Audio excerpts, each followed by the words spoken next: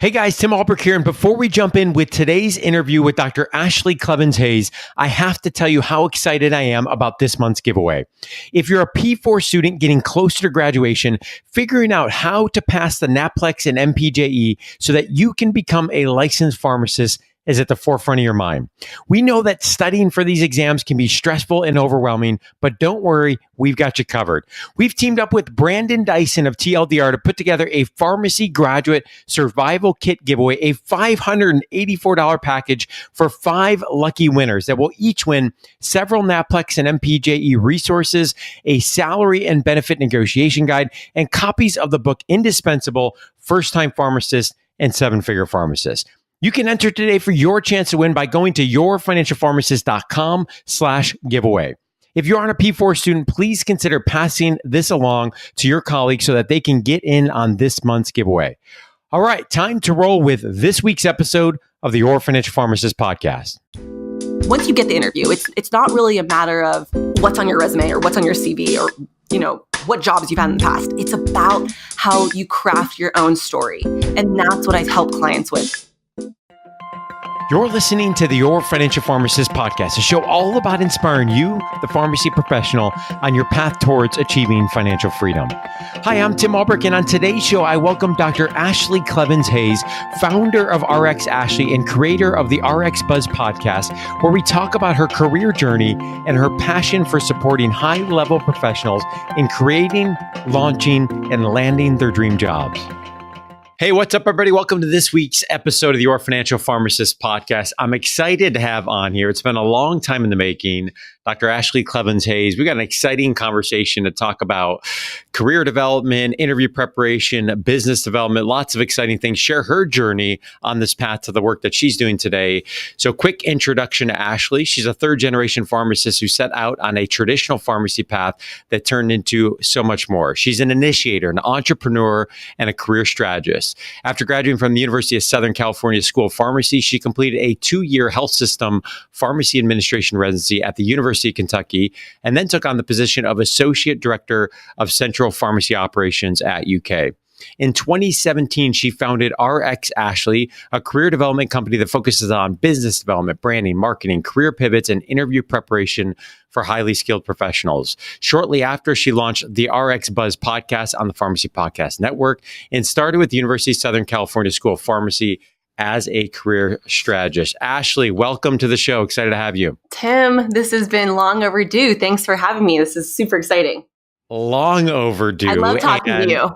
So fun. Hey, I thought I knew you pretty well until I started doing my homework for the show and totally forgot about the 2-year admin residency. Yeah. Mm-hmm. We're going to talk about that, your inpatient experience. I forgot about that. And have we made the Buffalo connection before? I didn't realize you did undergrad at the University of Buffalo. I did. I moved from Orange County out to crazy Buffalo. What were you thinking? I grew up in Buffalo and I was like, why would she move from Southern California to Buffalo? I'll be honest with you. My dad was faculty at the university there and we had some connections, and it just, long story short, it just made sense for me to go out there financially and just in terms of seeing my parents. They were traveling out there a ton. And so I made the commitment. And honestly, the first year was really hard because it was snowing and I had never been around snow before. But then ultimately I ended up finding my husband out there. So it was a good move. And I stalkered him back to California too. I don't blame you. I mean, it is night and day, right? Buffalo and Southern California. I grew up in Buffalo. It's a great city, but I mean, when you're used to the sunshine. I loved it there. No, I really did. It was a great just start to my non-traditional path. Yes. And we're going to talk about that. We're going to talk today about how to invest in yourself.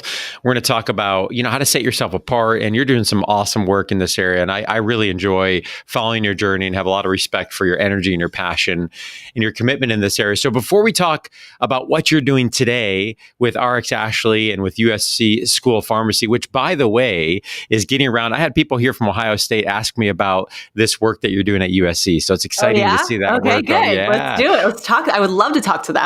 But I want to start back at the point of graduating with your PharmD from USC, and you make this decision to go into a 2-year admin residency. So PGY1, PGY2, master's degree, very specific career track for many that go through this route, go into a director of pharmacy. Yeah. So what was the goal here, and why did you make the decision at this point in time? Well, to be totally transparent, as you mentioned in the beginning, my dad was a chief pharmacy officer. And so I kind of had a front row seat my entire life to all the unique, different opportunities and journeys that pharmacists could take. But my dad was a huge pivotal point, a mentor to me forever. And he loved his job. He loved it. He loved the autonomy. He loved the business side. And he also could have some indirect patient experiences too. So I decided to join that bandwagon, and I followed his footsteps. And I ended up at UK. I was the first PGY1, PGY2 health system administration resident under the new leadership at the time.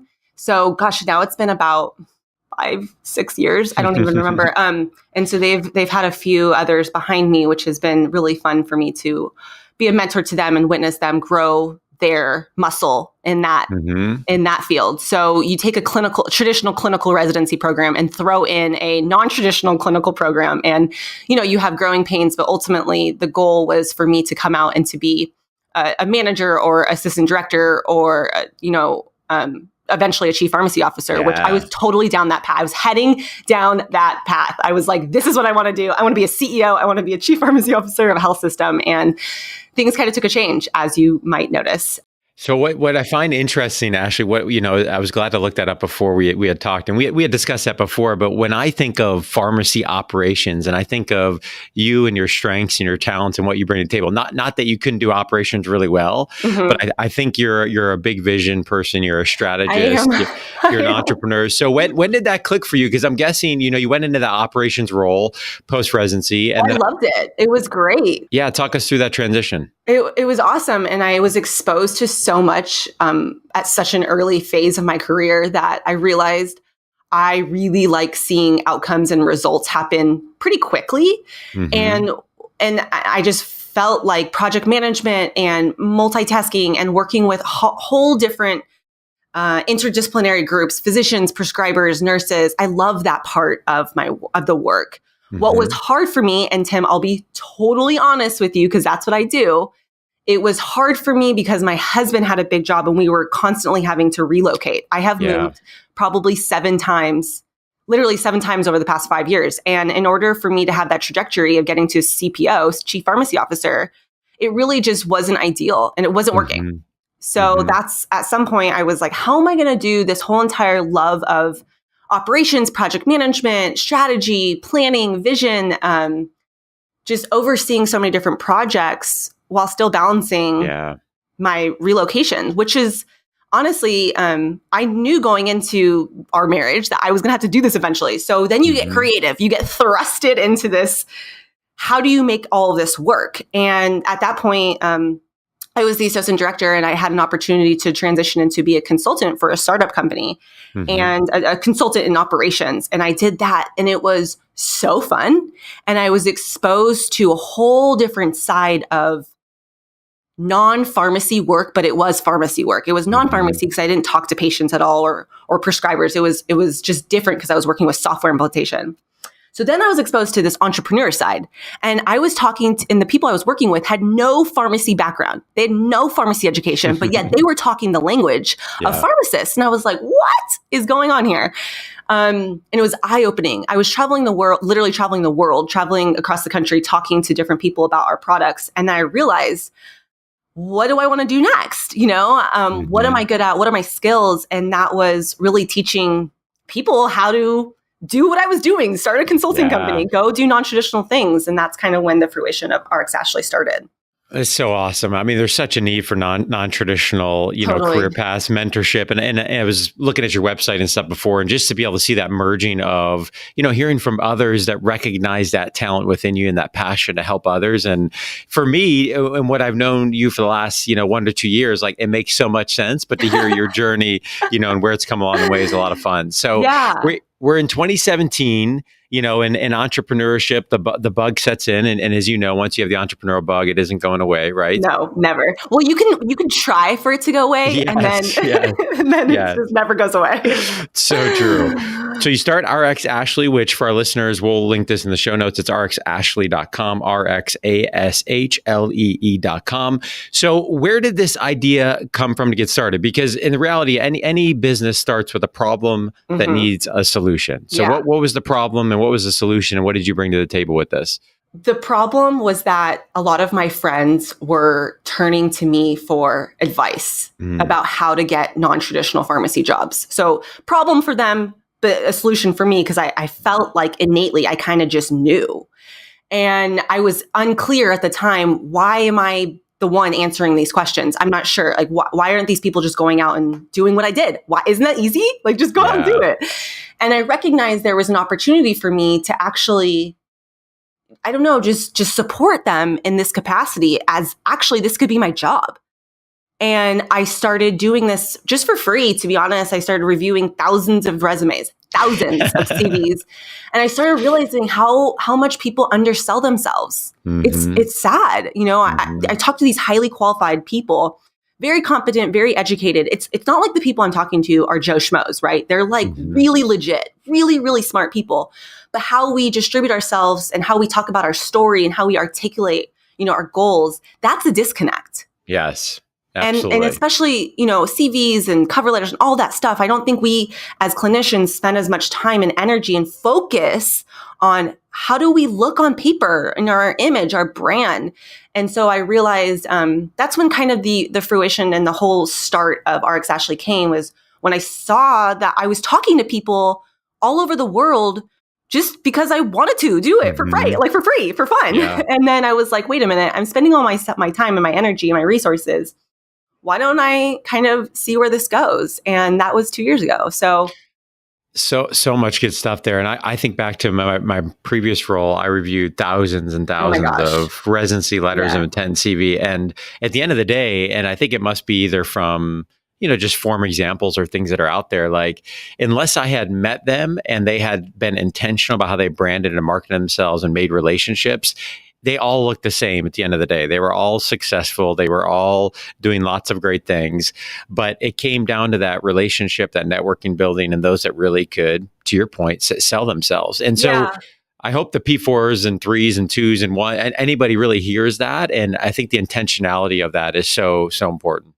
Yeah. And sometimes there's a negative stigma around the whole phrase selling themselves, but we're not built to be salespeople. But at the same time, I just want to affirm to you that it's not you selling yourself. It's just about you being able to confidently walk up to someone, whoever it may be, especially an employer or someone who could lead you to employment, just being able to talk about yourself. And I think a lot of people are very uncomfortable with that. And for whatever reason, that's not my problem. I have a lot of problems, Tim. Let's just be real.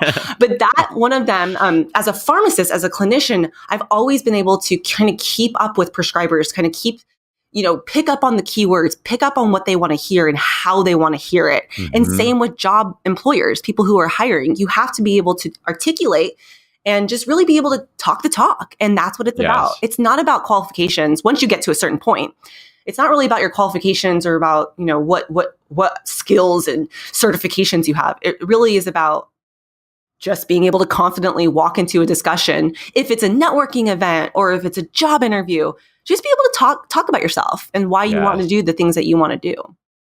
So I'm curious, you're in this moment of saying, okay, I'm doing this for fun. I'm reviewing all these CVs, and you probably have this aha moment of like, oh my gosh, if I see another Microsoft Word track changes document, I need to eventually turn this into some type of a business. And there's an opportunity to do so. But I'm guessing at the same time, you probably had some self-limiting beliefs, fears about, is this an actual business? Will people pay for this? Is there a need? Is it validated? So talk me through that. Were there fears that were holding you back in doing that? Let's talk about, we could talk about a whole podcast episode on that. My story through that. I've talked to you about that a variety of times. But of course, 150%, I am no different than any of the other listeners in my fears and what people thought about me at that time. Mm-hmm. Now my life looks a little bit differently because I have results, right? I see positive results. When you see results, confidence tends to follow. At first, it just takes a little bit of courage, a little bit of humility. And then here I am, a little bit of, I see the results that my clients get. So now I'm like, okay, this stuff works. It's validated. Mm-hmm. But in the beginning, let's go back a couple years. I remember having a conversation with my husband saying like, how am I going to do this? What are the logistics? And he looked at me, he said, Ashlee, I don't really care what you do. Like you do you. You just need to pay for your student loans and you need to pay for childcare and you need to be able to like keep up with rent and like keep up with our bills. And I was like, okay, so we shook on it and I was like, watch me. Yeah. And from there, I knew exactly how much money I needed to make in order to survive, right? Like bare minimum. I wasn't talking about like going to Target and spending $100 there. No, I was very intentional with every penny spent. So you'll appreciate this, Tim. I was very intentional with all the money at first. I like that. I like that. I was just head down focused on how am I going to pay my bills? Like that's at the end of the day. And I did that for a year. And then I started seeing results and I was like, okay, so it's time to reevaluate. I'm going to look at some services. I'm going to put together different packages. Who do I want to work with instead of I'll just work with anyone? Mm-hmm. And it just really has evolved over the past couple of years. And one thing led to the next. For example, like I had a career coaching client that came to me and we were working together for a couple months. He landed a job interview and he called me up. He's like, Ashlee, can you prep me for my interview? And I was like, sure. I whipped something up. And the next morning I prepared him. A week later, he was flown out to the job interview. He nailed the interview of his dream job. And he called me. He was like, you should have charged me 5 times that price because I got the job. And I was like, here we go. Here comes the results. And so from there, a few more too, I started creating packages for people and how I could really, really support them land their dream jobs. Yeah. And it wasn't, again, I just want to reiterate, it's not a matter of qualifications. It's not a matter of, once you get the interview, it's not really a matter of what's on your resume or what's on your CV or, what jobs you've had in the past. It's about how you craft your own story. And that's what I help clients with. And that has been so potent and so powerful. And quite frankly, so fun for me because that's what energizes me. Yeah. And what I love about that, and I'm sure you hear this from your clients all the time, is that while they're engaging with you in that, whether it's interview prep or whether you're working them through that process, that is a lifelong benefit that they're investing in, right? Totally. Because to your point, once you knock that out of the park and it leads to a job or whatever, confidence builds. And, I can speak from my own personal experience. Once you go through that process and you get some wins or you go through a successful negotiation, whatever you're working through, all of a sudden you start approaching things with a different mindset. And that mindset, a different lens. Exactly. And that's what happens too. So I have career pivot clients that turn into interview prep clients that turn into lifelong clients because they recognize the value of investing in yourself and investing in this process. Yes. And it's always nice to have kind of an outsider looking into your own little bubble and to kind of give you an outside view of what's going on. So speaking of investing in yourself, I shared with you before we jumped on the interview here that for me, 2019, I don't know if I'm having a third life crisis, whatever we want to call it, but to me, 2019 is all about game on mindset and investing in the things that I think are most important in my life. So, whether that's, my marriage with Jess and I, whether that's from a career standpoint, finances, health, you go down and on. It really feel like it took me a while to really see into that positive lens of the ROI of investing in that support. And I think that I tend to be probably somewhat frugal. I'm the financial guy after all. But when you begin to see the return on investment of the things that are most important, and you think about, hey, when this is all said and done, I look back and say, these things were the most important. I'm never going to regret in making those investments. So talk to me. I'm guessing you have several clients that some get over that hurdle to invest in themselves. Some 100% of clients are like, why should I ever spend money on this? Literally, everyone asks. What is that? I mean, give us the background on why that is. And right. Well, first and foremost, just because you're the finance guy doesn't mean you're frugal. You're just intentional with your time and resources and money, right? Money is just a tool. Yeah. So I love that. I mean, just because you're an expert in money doesn't mean you're frugal. It means you're smart. And you spend your money intentionally. And I want, and that should be for everything. Your life needs to be very holistic approach in the sense of where do I want to spend my energy? where do I want to spend my money and what do I want out of all of this? And I'm the same way. I look at everything with intentions, my diet, my lifestyle, who I spend my time with, what I say yes to, what I say no to. And I know for me personally, the more I invest in the process, the more accountable I am to the outcome. Amen. So for example, I have so many examples, but one of them being I myself invest in a business coach. I myself have a speaking coach because I know that I want to bring my level up, right? I'm always just like, how do I perfect some of the things? How do I tweak some of the things? So what do? I invest in experts who are better at these things than me. And quite frankly, one of the things that I guess I could speak for RxAshlee is that I'm really good at interviewing. And so what I've turned this into is a service. And how do I teach people? And whether or not they want to invest in it is whether or not they feel like they need it. That's a whole nother conversation of if you need it or not. But I am a big believer of investing in the things that are going to give you the biggest ROI, as with you, Tim. But one of them is my marriage. I'm very committed to whatever it takes. My husband and I go away 2 weeks every year, just us two, just because it's important for us. We get such little time just between us, amongst both of our busy careers, amongst, our family, and balancing all the things that we do together. So we invest in our marriage first and foremost. And that is by time away and by all other things too. I mean, marriage counseling or whatever it is you need, you have to take those steps in order to really get the best outcome. And financial advice is no different. If you don't know how to manage your financial services, what would hold you back from investing a little bit of cash, a little bit of income to get you the bigger result of, wow, I feel confident in the direction that I'm going now. Yeah, and that's why I always share with people, I have a financial planner as well, because I know at the end of the day, that for me, knowledge aside, there's always something more to learn on this. But even with knowledge on the topic, I need accountability and I need somebody to challenge me and to set goals and to help my wife and I navigate it. So I'm with you. And if you listen to and watch most of the successful entrepreneurs that are out there, I can think of probably almost all of them of the stories that I've listened to. They all have a coach in different areas of their life, and I think that speaks to it. Let's talk about interview prep for a minute, because I think that is your jam, right? That's your sweet spot. I mean, I love a lot of things, right? I'm a multi-passionate person. I love supporting clients in whole different aspects of their career, anything career related. I love it. But the thing is that interview prep, to be totally transparent to me, it's a quick win.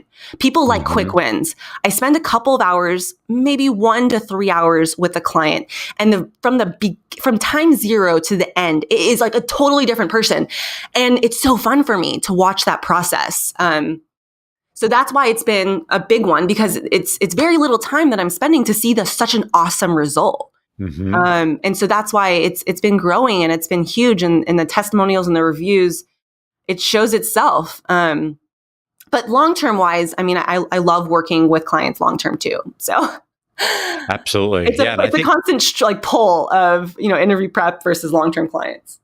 I think, though, as we think about, some of the things that are going on with the job market and other things, and this is a way that I think people, to your point, quick win can really, really differentiate themselves, and is one thing that has a win that will last much longer than the individual preparation, work that they do with you. So for those that are interested in learning more, I know you've got some info on your website, RxAshlee.com. You've got a section on interview prep. Sign up for your email list, making sure that you're up to date. And I think you've got some information on there for a call as well for those that may be interested. Yeah, I have a course that I produced. Basically, what I realized was that 99.9% of the clients that come to me have the same questions.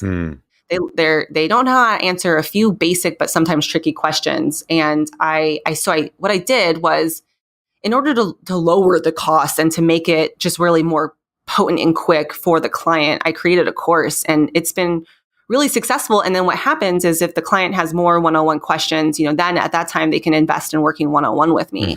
And I have found that extremely beneficial, because I give you like the down and dirty, simple tricks on the course. Yeah. But then if you want, just to take it a little bit more to the next level, then I would love, obviously, to support them even more.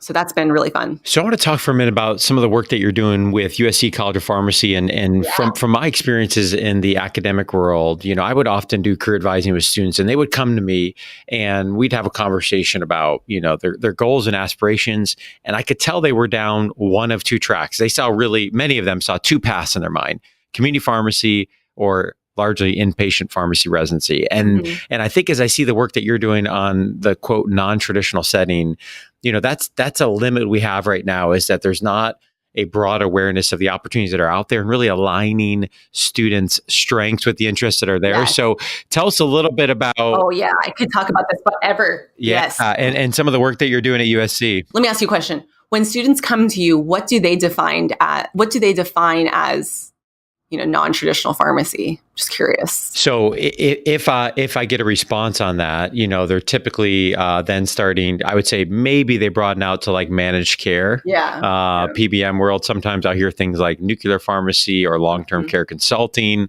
But that really is the end of it. I mean, and if you look at the trend data at many colleges, if you take the residency pool and you take those that go into community pharmacy, that is that's usually 90 to 95%, if not in some cases more, of where the students are going. So how are you getting that message out there?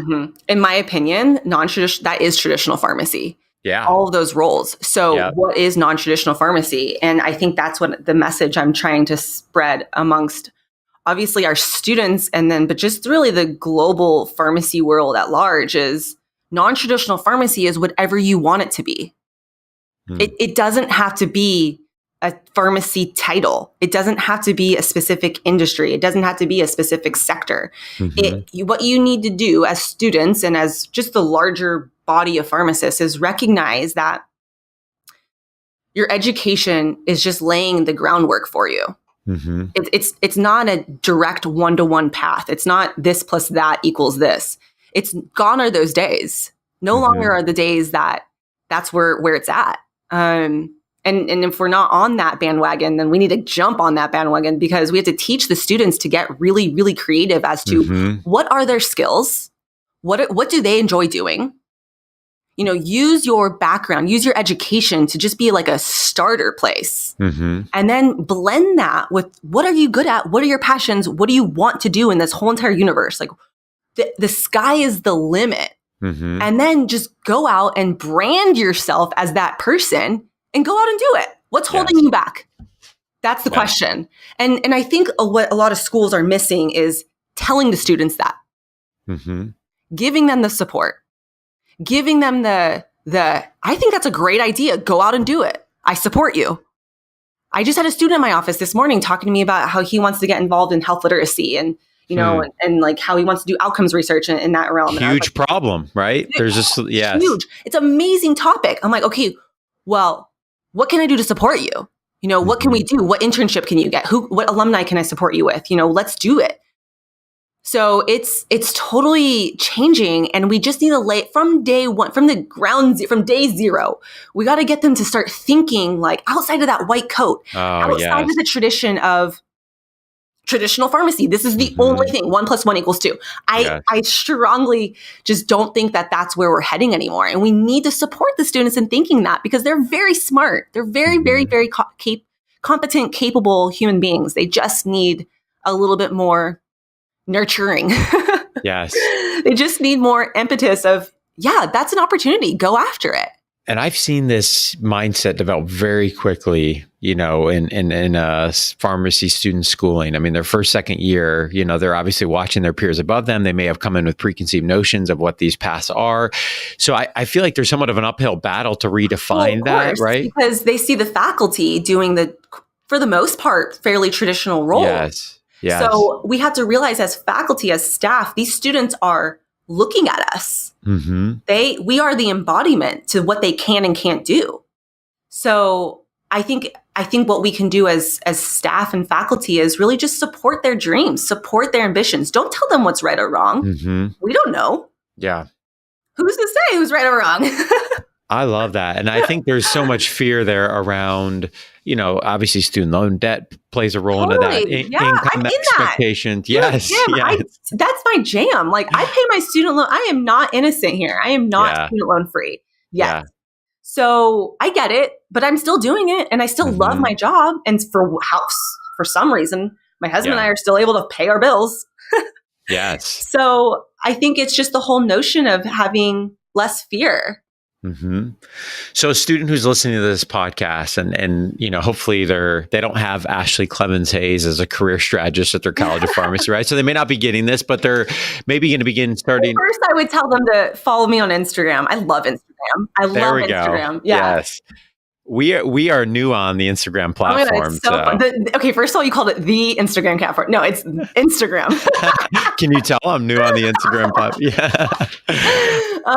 It's fun. It's a creative outlet. And I think LinkedIn's a little bit, for me personally, it's a little bit more professional, where I don't feel like I can voice what I really want to, because I feel like I get a little bit more pushback on LinkedIn, quite frankly. Instagram is creative. There's so many different people on there. It's so fun for me. So anyways, we digress, but we do. So let's say student at University of Buffalo, here at the Ohio State University, and they're hearing this and they're thinking, wow, I'm really passionate about this area. I mean, health literacy is a great example. It could be one of 1,000 areas of healthcare, right? There's infinite opportunities, but they think, I don't know where to go with this. It's an idea. I don't necessarily see or know of a job that's defined. I can't find a job posting. Where do they start? Well, that's a great question. I would say go read my blogs. There's like 25 blogs that I have talked about this for a long, long time. Where do I start? That's everyone's question. How do I get a job? And that's a mindset thing. Instead of asking, how do I get a job? Ask yourself, what am I good at? What are my strengths? What does success mean to me? What do I want out of my career? That's the first thing. What are your goals? Like, what is it that you want to create out of this life of yours? And how do you want to impact people? And how do you want to influence people? That's number one. Step two, go brand yourself as that person. Once you've identified kind of the path that you want to take, I didn't start off this way. I didn't start off by having all these different services, packages, courses, books, speaking engagements. I just started off like reviewing CVs. Yeah, one step. Yeah. Yes. And then I was like, oh gosh, it's so much more deeper than just the CV. It's so much bigger. And the vision is, you got to figure out what you want. And then, okay, let's make you look like the best freaking candidate out there, and then go for it. And only do the things that are going to get you closer to that bigger vision. And I think a lot of students come to me and they're like, I don't know what a vision is. I'm like, okay, well, what do you want for your career? Absolutely. What gets you excited, right? What leaves you energized? Right. Exactly. Yes. It's that reflection. And I've talked before on the podcast about the book for me, one of the books, many that were game changers, but one that was really pivotal in kind of my path was Start by John Acuff. And just, it talks a lot about this concept of like, be aware, reflect on the things that you cannot get off your mind because you're so passionate about, or that people are telling you, that you're really good in this area and helping people and doing this or that, and acknowledge that, reflect on it, and then take one step towards beginning to articulate what that vision is, and then obviously begin to execute on it. But we talked on your show, if you try to articulate the 20-year plan, it becomes paralyzing, right? But you take one step. Oh my gosh. Yes. Step. Let me just say, just to be clear, 5 years ago, if someone would have told me that I was launching this business, I would have been confused. I would have no idea that I would have been in this place. But I had an idea, and I knew what I was good at, and I knew how I wanted to help people. And that's the same definition of a lot of pharmacists out there. They want to help people. The way I help people is much different than the way other pharmacists help people. So I think you just have to have the idea of, what does helping people look like to you? And in what capacity do you like talking about that? And then from there, obviously, you just put your head down, you hard work, and you don't give up. You commit to this. And I think that's what's been the best part about all of this for me, is seeing the clients that commit, and like the outcome is huge. Let's talk about that hard work and commitment for a minute, because you and I both know that starting a business is both exhilarating and it can be a grind at the same time. And I think we don't always talk about, both sides of it. And of course, the passion brings you through those moments of, difficulty. Seth Godin calls them the dips, and you kind of got to, very few people get to the other side of the dip. So what keeps you motivated through the hustle, the hard work, balancing family, all these things? All of the things, you mean? Yes, yes. Well, first and foremost, I have a daughter who I want to show her that if she puts her heart and mind to something, that she is capable of doing anything in this whole entire universe. I want her to see that firsthand. Mm-hmm. Two, I honestly, I have a support group that I go to. I'm in a big entrepreneurship group that I lean on them hard when I'm feeling like the little bit of imposter-ish. Yeah. I don't think that really goes away. And three, I see the results of my clients, and that drives me. And honestly, at the end of the day, I think that's what I'm in this for. I want to see people just as happy and thriving just as much as I am. Mm-hmm. And I think the people that I'm serving, the audience that I'm working with, they're all so smart. So smart. I have physicians. I mean, I have pharmacists. I have, you name it, agriculture, architects, lawyers that are coming to me, and they are brilliant, so smart. They just need a little bit of tweaking. And that's, at the end of the day, that's what I'm good at. And that's what I support them through. So I think the results have been a big driver for me. So you alluded to this a little bit in what you just said, but the reality is, and it's hard to think about this, but I think it's so critical for you, and I know you've thought about it, but our listeners also be thinking about legacy. And the reality is, what you're working on today is obviously going to be left behind for others to continue to consume, to build upon, and ultimately, I'm thinking of your daughter to look back and say, yes, that was my mom. So what do you want your legacy to be? Oh gosh, this could get me like choked up, Tim. What the heck? I've had such great mentors in my life, one of them being my dad. And I talk about him a lot. He passed away very suddenly in the middle of my second year of pharmacy school. And he was like the legacy that I wanted to live by. And one of the last conversations I had with my dad, which is so powerful, is I was driving to pharmacy school. He was driving to work, and we were talking about pharmacy and all of the stressors that came along with being a chief pharmacy officer. But at the end of the conversation, he goes, "Ashlee, I just want you to know, I know I've kind of like word vomited on you, but I love my job. And at the end of the day, you have to make a positive impact on this world, on your job, and on the people you're working with, or else it's not worth it." Mm-hmm. And that stuck. And 8 weeks later, my dad passed away. And that stuck with me now 9 years ago, that's what's the impetus behind, me launching my own brand, my own business is, I love what I'm doing. Yes. And it's not every single day is like skipping in rainbows. No, I get things pop up all the time, but I feel really fulfilled. Mm-hmm. And I think if I can show that to the people around me, and especially like my daughter and my husband and my family, then that inspires them to do that. It's kind of like a trickle effect, I do. And that's why I love what you're doing in terms of, helping people, whether it's a quick win in interview prep, whether it's helping them make a career pivot, whether it's, it's helping them take their business to the next level and develop it, is that has such a profound effect in every other area of our lives. And we cannot disconnect them. And I think some of the negativity that's out there right now in the job market is a disconnect, or trying to disconnect between the work and the life and all the other parts, that come. And you cannot. They all influence one another. So, Well, I have to say, if you're one of those people that is, feeling a little, not just unhappy, and it's more than just unhappiness, right? If it's unfulfilled, or if you feel like you're not living up to your expectations in your career, you have to understand that and I say it's on my business card, it's on my LinkedIn, it's everywhere. If you want to make a change in your life, you have to get comfortable being uncomfortable, because with all of this newness comes uncomfortable territory. I'm in the first podcast I launched, I talked about imposter syndrome, and I read off the screen. I was so nervous. I was shaking. And I think I should have had a cocktail before that, because I was so nervous to put my heart out there and to put, all these thoughts out into the world for people to look at me. But it's working. And that's what kind of drives me too. I'm still uncomfortable, just to be clear. Yes. So give us a book recommendation, a podcast you're listening to, something that's inspiring you that could inspire our audience. Oh, that's a great question. So I just read the book Fearless by Jean Case over the weekend. She is the national, or I might screw up her title, but it's like the chairman of National Geographic. She's the first woman to be, or second woman to be in that role. And she just talks about all these inspiring people who came from nothing. These people are essentially not no ones, but they came from nothing. And then they turned their lives into this huge, impactful careers. And that's really, just hearing those stories and hearing, all of her tips and tricks on how she got to where she is now. And she's a philanthropist, and it's really inspiring. So that's the book I read over the weekend. Awesome. I read so much too. Yes. I love reading. Me too. And I'm hoping to inspire that in my boys, because I didn't have that when I was younger, but I can't get enough of it now. I used to hate reading. Me too. I'm like ashamed to say that. Oh, I'm not. I hated it. Yeah. But now over the last 3 or 4 years, I'm in it.